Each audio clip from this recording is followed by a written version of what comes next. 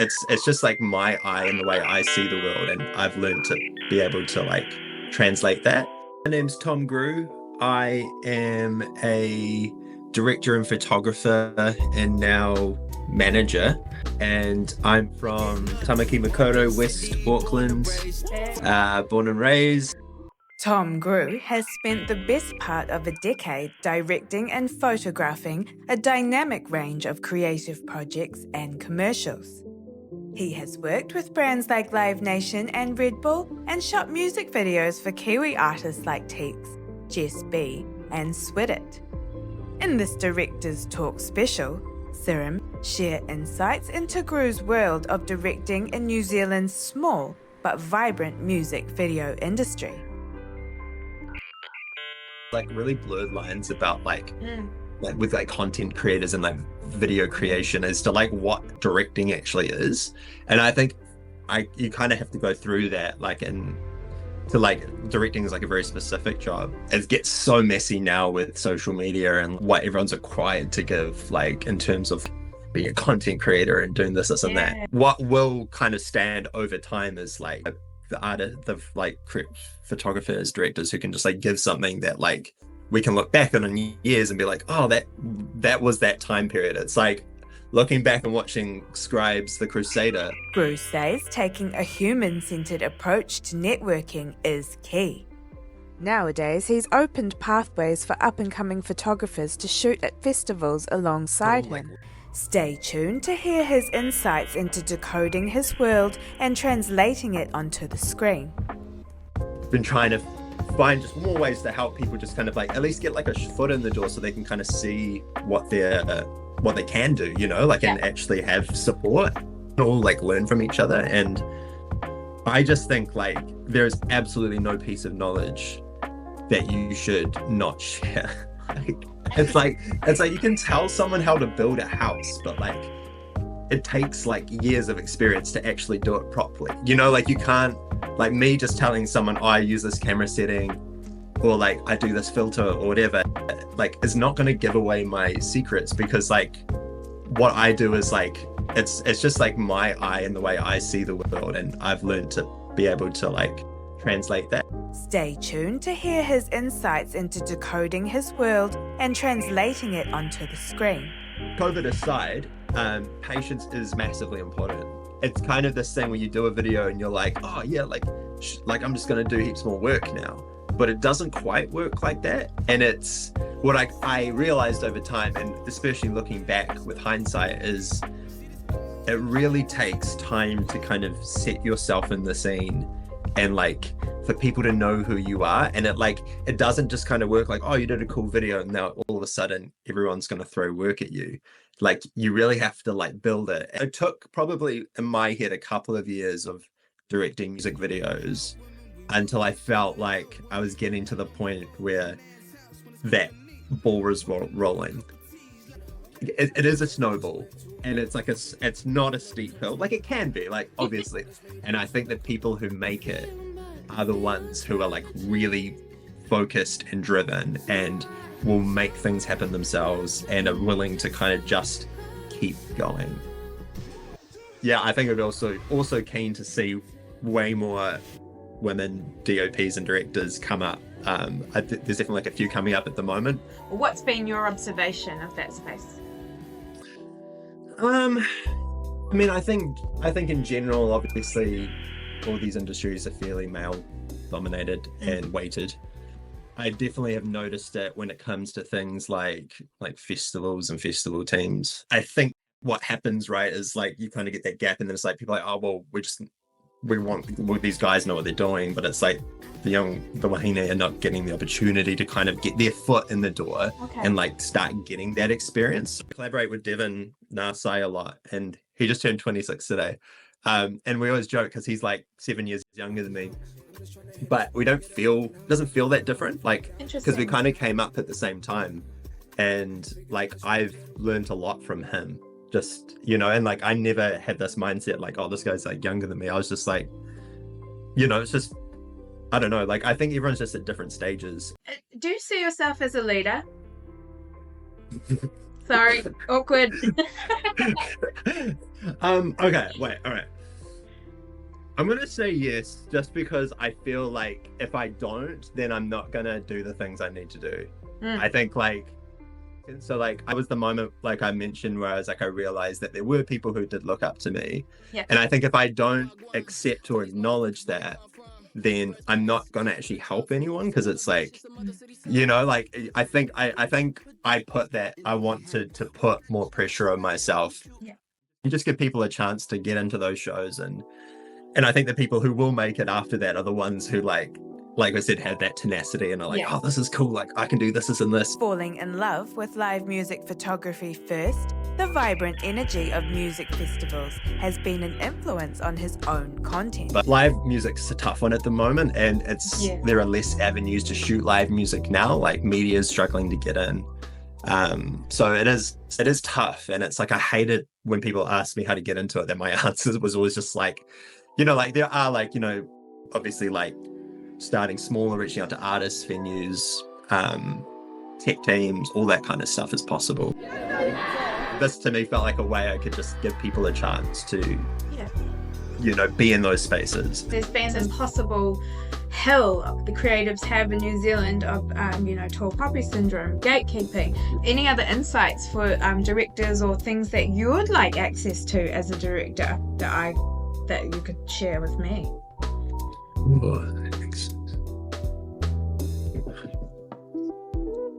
It's a good question.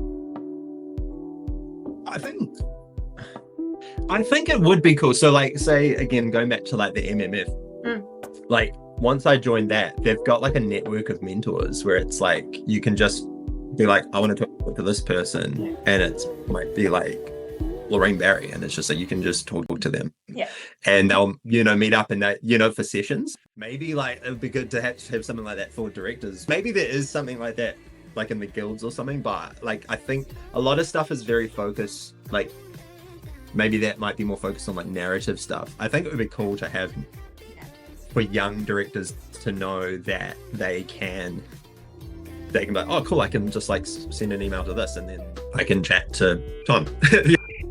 Tyler the Creator's Camp Flognaw Carnival at Dodger Stadium in Los Angeles was one festival Gru says was pivotal for him as a moment creator. A bit of history with Flognaw was I went in 2019 with some of my best mates and my wife, and it was the first time I'd seen Tyler the Creator, and it was a bit of like a life-changing moment in hindsight, because like in New Zealand everything feels far away and like very out of reach, but watching Tyler, I was just like, wow, like there was like 60,000 people there. It was his festival that he built from the ground. It came from nothing, he's just this crazy kid who just like wanted to make shit happen with his friends. And like just seeing that in person, and like I was just like hyper aware. He did this all through just being like crazy enough to believe that he could. And like he brought his friends up with him, built up everyone around him. And I was just like hyper aware of that. Now managing Kiwi band Double Parked, he says juggling family life as a professional creative is about being kind to himself and learning to regulate the off switch. Good mental health. Oh, I'd like to say I'm doing it. I've got a 3-year-old and I've got another one on the way. Oh, and I'm just, thanks. Due in October. So it's all very exciting, and it's the juggle of needing to work to bring in income and to like build something, and to like, in my eyes, build something that my kids can look up to, but then also trying to balance the time. That is probably the one thing most constantly on my mind work-wise, because it's just always like formulating and plotting, and it's just like, which I love, but it's really hard to find the off switch. So I'm trying to get better. It's hard because I really don't I haven't really like, I have moments where I'm good, like in terms of like whether it's like managing my social media use or reading more, making sure I do certain things in the morning. But I think I'm just always trying, and like it's a slow journey, and I think I'm trying to be easy on myself, maybe. Do you feel supported in Auckland and living in Auckland? 100%. Yeah, I think especially in that space. As like a director, it feels like a little bit in the Wild West, especially in the directing space I'm in. There doesn't really seem to be any kind of as much support around that. But when it comes to managing, like they're unbelievable. Like Lorraine and Kushla who run MMF are like, they're so loving and caring and like just there for you, like really you need it. When I started managing, a lot of managers that I've been working with for years, like through their artists, like have just been there for support. Working with artists like Diggy Dupe, Wagwan, and Teeks, Grut says he has been influenced by Kendrick Lamar's career on and off the camera. I mean, it literally says Kendrick Lamar academic in my like bio, so you know, I definitely lean into it. For years, especially more now than ever, I've always looked up to him as like the barometer of like what a great artist is. And Mr. Morale and the Big Steppers felt like a very life-shifting album for me. It came out like 2 weeks after Casper was born. I joked at the time, I was like, oh yo, I'm ready for Kendrick's dad bars. He was kind of a new dad at the time. And then I was like listening to the album like 2 weeks after Casper was born, like pretty much crying. I was like, I don't think I was ready for these dad bars, like, you know, but like, I think him and Dave Free at PG Lang are like, I'd say almost in some ways, like Dave, like the way Dave Free has moved with Kendrick, his career is probably as close to like my number one inspiration as I can get. I think it should be studied. I think there's a lot to learn, and not in the specifics, because not everyone can just do the things they did. But I just don't think some people understand also how hard it is to like put on a hip hop show like that and to rap the way he does. Like, I don't know if there's anyone apart from Tyler the Creator who is like rapping like that, and the physicality, you know, like Kendrick's clearly working, like he talked about how he was working out and training for his performances now. And I just think, like, I don't know why more people aren't thinking about stuff, you know, like it's like all great artists have transcended through their performances like that, you know, like you can't really capture the imagination of people if you don't put that effort back in. And it's cool to see it really pushing through in hip hop now. And it, you know, there's always the fight with like a lot of the general public to prove that hip hop is like legitimate, you know, like that's still like a conversation for some people, which is nuts. And I think, you know, artists like Tyler and Kendrick actually like just really pushing the boat out. And you know, and I think like, again, I think Tyler's talked about this recently, which I love, but he's like, he hates it when people are too cool to try. And I think putting effort into things is cool. like I hate seeing an artist just, you can tell they're just too cool to try to like put a bit of effort into it. And I'm like, you know, it just feels like a wasted opportunity. And like, and it's cool to see that happening. And I think it's happening in a lot of genres right now. We're seeing a lot of the big artists really lean back into theatricality.